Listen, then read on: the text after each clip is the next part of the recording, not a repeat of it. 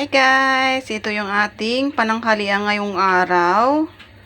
Ayan, kasi may tira akong tuyo galing sa kubo kahapon. Ayan, meron tayong sausawan ng toyo. Meron tayong coke with ice.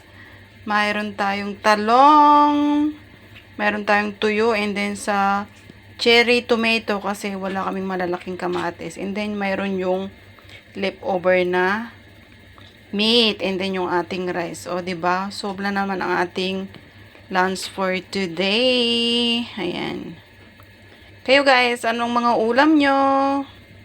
Share naman. Okay. Kain na tayo guys. Gugutom na ako bago ako sabak sa madaming gawain. Sarap ng tuyo. Ayan.